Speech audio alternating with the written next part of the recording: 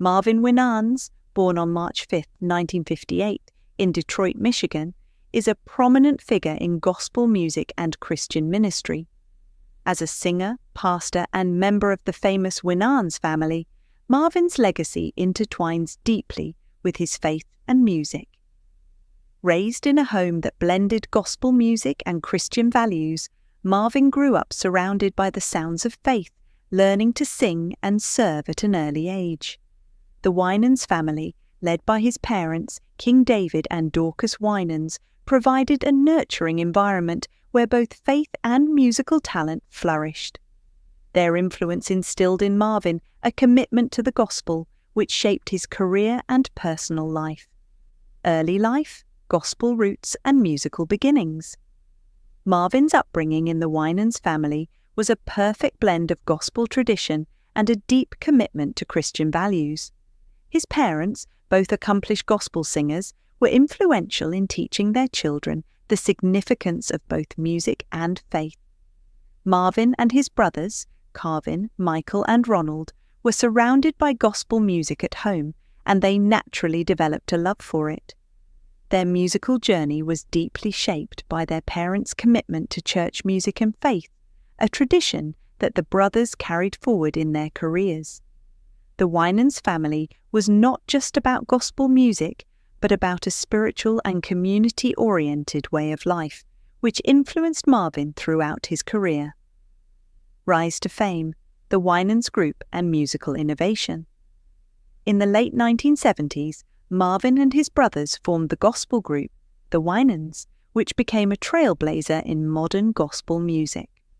The group's unique approach combined traditional gospel sounds with the smooth production of R&B and modern Christian music, setting them apart from other gospel groups.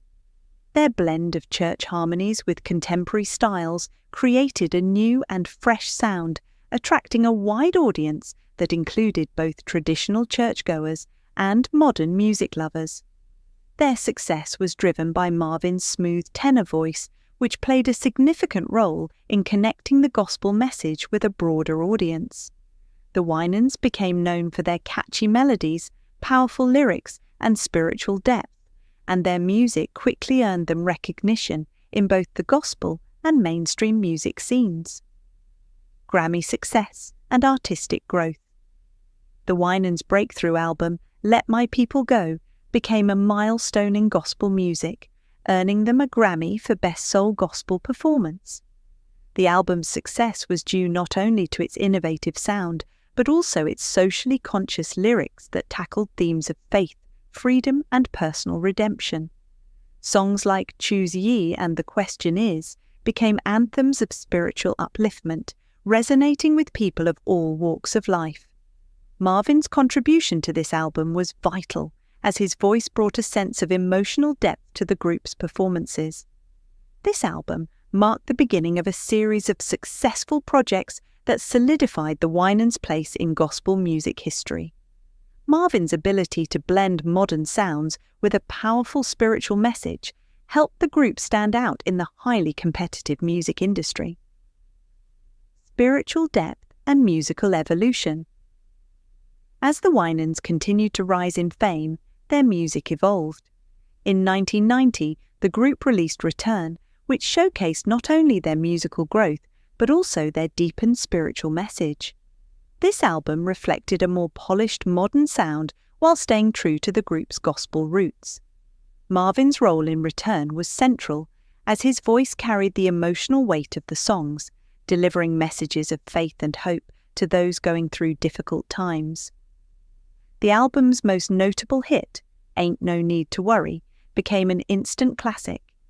This song, with its soulful melody and spiritual message, helped the group reach an even wider audience, including those outside the traditional gospel music community. Marvin's ability to balance his musical talents with his faith made him a standout figure in gospel music. Ministry and the perfecting church. While Marvin's success in music was impressive, his true calling was to serve his community. In 1989, he founded the Perfecting Church in Detroit, Michigan, where he became a spiritual leader.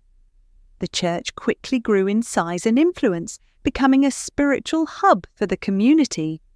Marvin's vision for Perfecting Church was to create a place where people could feel spiritually refreshed while also meeting the practical needs of the community. Under his leadership, the church became known for its lively worship services, impactful sermons, and outreach programs. Marvin's deep understanding of how music could foster a spirit of worship helped build a culture of praise at the church. He often participated in the worship services, sometimes joining the choir, making the experience even more personal and impactful for the congregation. The impact of Perfecting Church on Detroit. Perfecting Church became a place where people could not only grow spiritually, but also receive practical support. Marvin's leadership extended beyond the pulpit, as he encouraged his congregation to participate in community service. The church organized food drives, job fairs, and mentoring programs to assist those in need. Through these programs, Perfecting Church became a vital resource for many people in Detroit, offering more than just spiritual guidance. Marvin's efforts to create a church that cared for both the soul and the community helped transform Perfecting Church into a beacon of hope in a city struggling with economic and social challenges. His ability to lead through both faith and service showed the profound impact that a church could have on its neighborhood. Personal tragedies, loss and resilience. Despite his professional success, Marvin's life has been marked by personal loss. In 2005, he suffered the devastating loss of his brother Ronald Winans, who passed away at the age of 48 from heart disease.